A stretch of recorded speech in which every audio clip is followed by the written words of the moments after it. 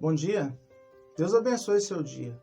Quero meditar na carta aos Filipenses, no capítulo 1, do verso 1 a 6. Diz assim: Paulo e Timóteo, servos de Cristo Jesus, a todos os santos em Cristo Jesus, inclusive bispos e diáconos que vivem em Filipos.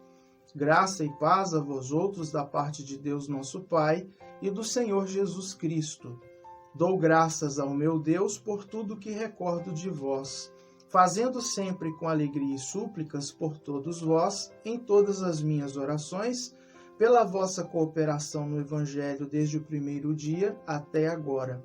Estou plenamente certo de que aquele que começou boa obra em vós há de completá-la até ao dia de Cristo Jesus.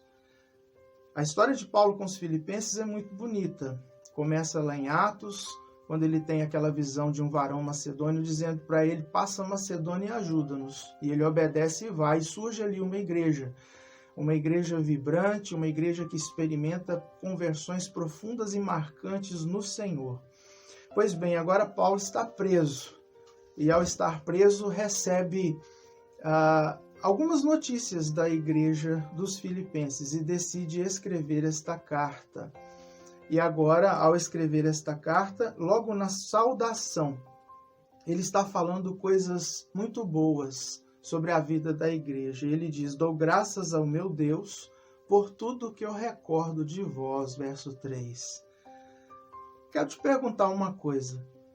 Se um velho e antigo pastor ou um amigo crente seu, que te conheceu há muito tempo, depois se foi, depois de muitos anos, escreve uma carta para você, o que é que ele vai dizer sobre você nessa carta? Ele vai dizer que tem boas recordações sobre você? Ou ele vai dizer de coisas ruins que marcaram a vida e a história? O que alguém escreveria sobre você? No caso dos filipenses, Paulo, o velho pastor, está escrevendo boas coisas. E ele está dizendo como ele tem boas recordações de tudo na vida daquela igreja. Que coisa mais linda, não é?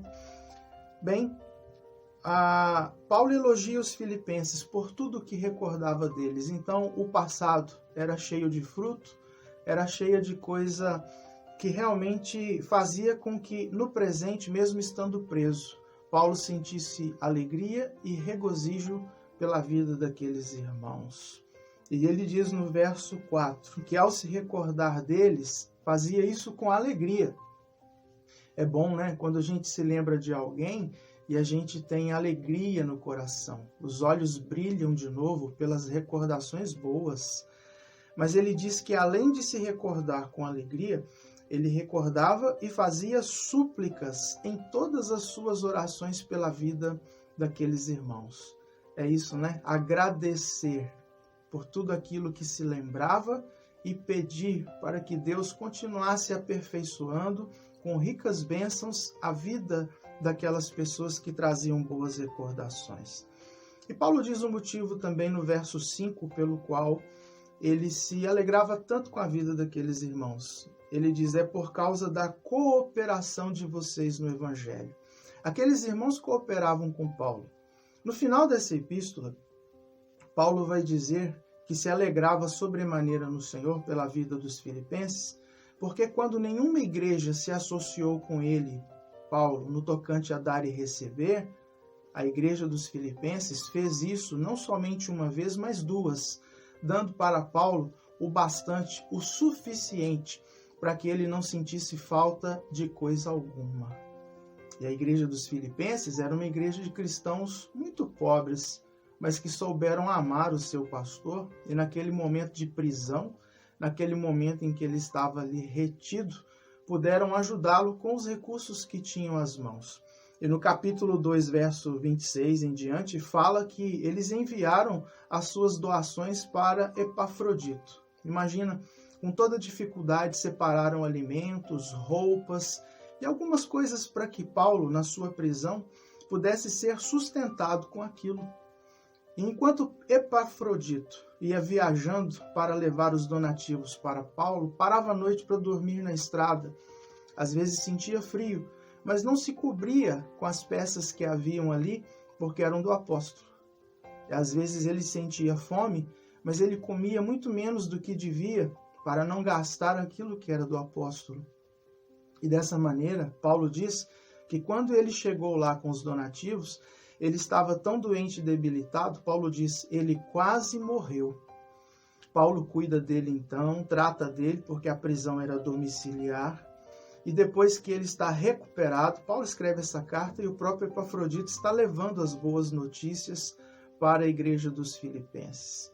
Uma igreja que sabia amar o seu pastor e no tempo da aflição pôde socorrê-lo com doações acima das suas próprias posses. Davam a sua vida para a obra de Deus. Eles cooperavam no Evangelho. Paulo estava certo de que por conta desta vida e destas virtudes e deste comprometimento com o reino de Deus e com a vida dos irmãos, Deus haveria de fazer muito mais ainda na vida daquela igreja. E por isso ele termina dizendo no verso 6, estou plenamente certo que aquele que começou boa obra em vós há de completá-la até o dia de Cristo Jesus.